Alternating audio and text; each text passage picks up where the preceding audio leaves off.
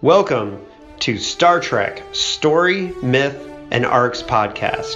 Its 5-year mission to explore Star Trek arcs and themes, seek out new story directions, and boldly tell stories that no one has told before.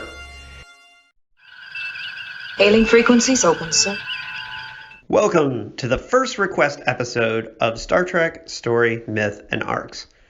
I said I would do story breakdowns of any Star Trek episode if listeners proved to me that they bought a copy of my book, Goddamn Killing Machines, and fellow podcaster, the Grib Snobbler himself, Anthony Desimone, was the first to do so, and he requested his favorite DS9 episode, the House of Quark. At some point, I will do an entire episode on the nature of serialized storytelling and how Deep Space Nine changed the game for all of television. One could argue that the X-Files also played a role with the structure of Monster of the Week's episodes mixed with mythology, but Deep Space Nine had a similar breakdown. Most of the episodes and storylines built on each other in a novelistic style that no one in TV had really done before.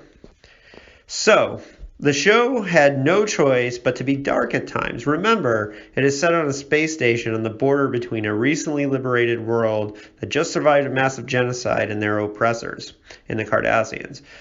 To lighten the mood, every so often the show would do comedy episodes, and 9 out of 10 of these involved Quark and the comically hyper-capitalist species, the Ferengis.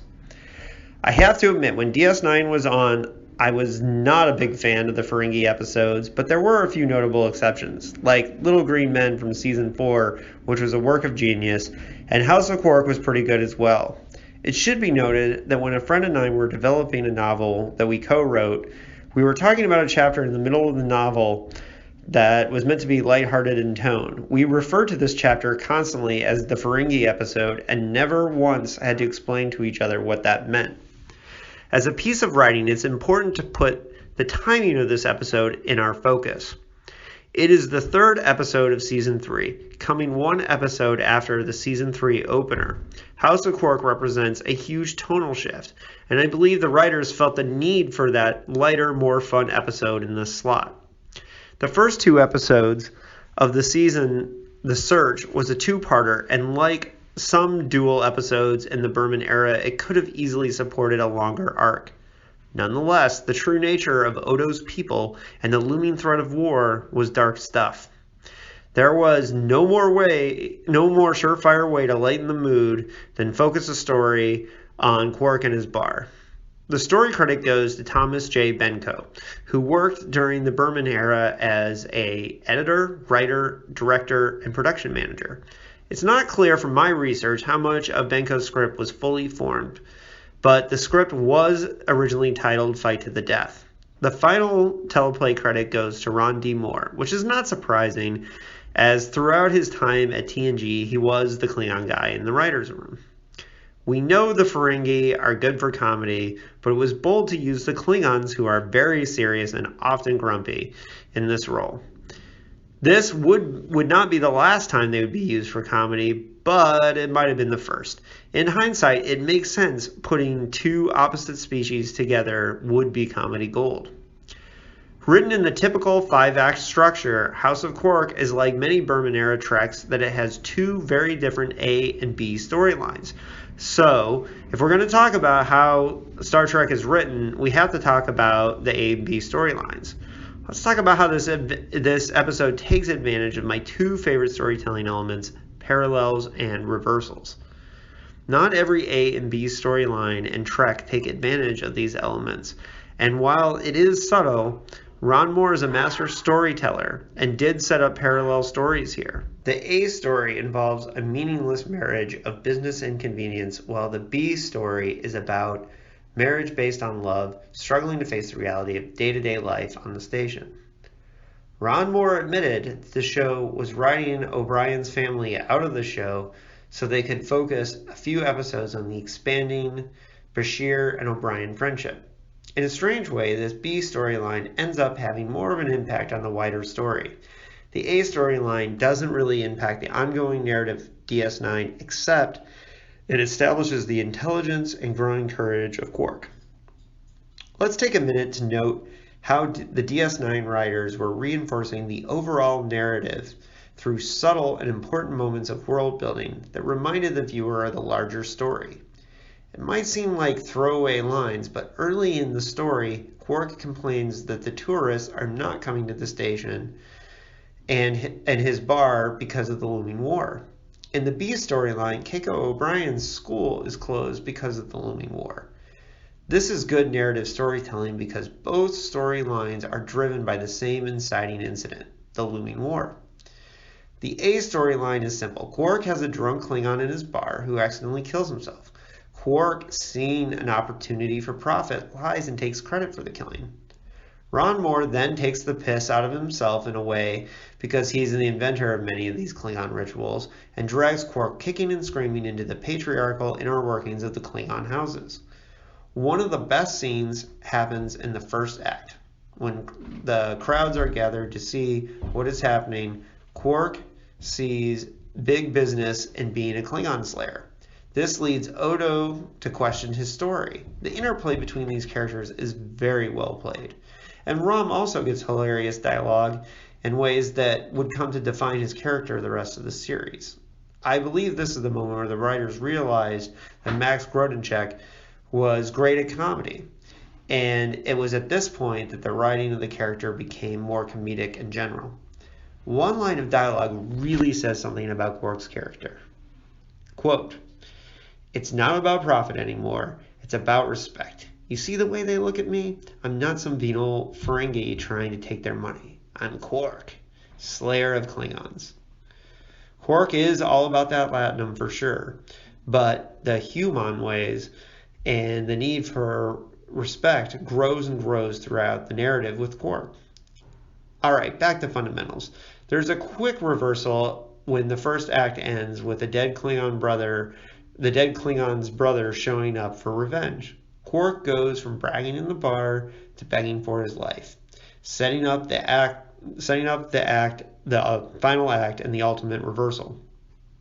The second act introduces the widow of the Klingon Quark killed, named Grilka. If there is a weak link here, it is this character, who seems very indistinguishable for me from the Klingon villains in Star Trek Generations. That said, her kidnapping does have a really nice tip of the hat to Star Trek 3 in the form of the correct language for beam-up Choi Chu. It might seem quick, but by the end of the second act, we're on the Klingon homeworld, and Grilka has to take on the shameful act of marrying Quark to maintain her house. Act 3 begins with the B storyline and a nice character moment between Sisko and O'Brien.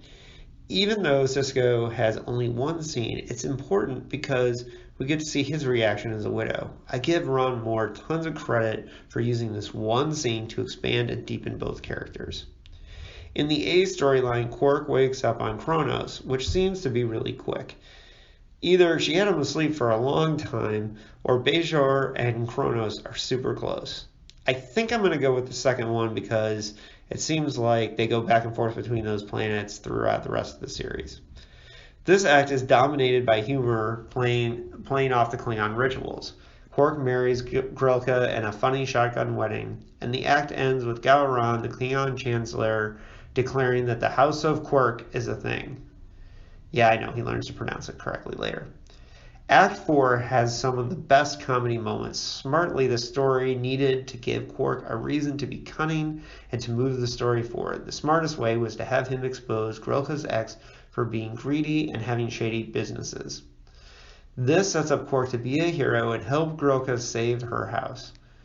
In Quark's series arc, we will see this reversed when Quark's mother challenges the patriarchy and the ritual of Ferengi culture, and Quark ends up on the other side of the debate.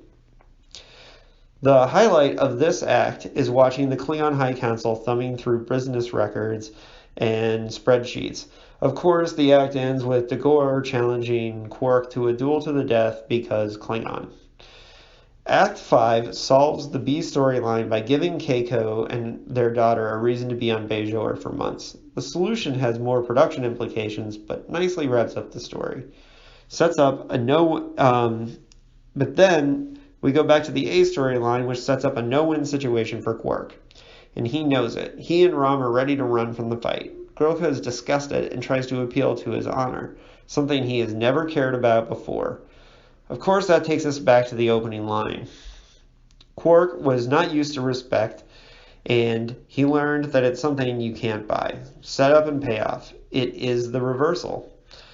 The story opens with Grilka ashamed having to face the council, or this act, opens with Grilka ashamed having to face the council, believing that Quark has run. Quark shows up hilariously dressed like a Klingon and holding a bat'leth. Clearly, Quark has studied the history of James T. Kirk, and his solution for the no-win scenario is to change the rules. He lays down his sword and admits he has no chance, that if Dagor kills him, he will have no honor. Gowron steps in and points out how pathetic Quark is, which is a really funny moment. Quark has earned Rom and Grilka's respect, but back at the bar, the slump continues. This episode ends with a cute moment between Rom and Quark. I admit, I would have never broken down this episode without the request, but that is the mission of this podcast. It's important to remember that these stories are written and structured often, the way they're written and structured often goes over our heads. If I had not sat down to break it down, I'm not sure I would have noticed how the A and B stories parallel each other. Quark's reversal is a little more obvious, but nonetheless, this episode works because it uses my two favorite elements of storytelling, parallels and reversals.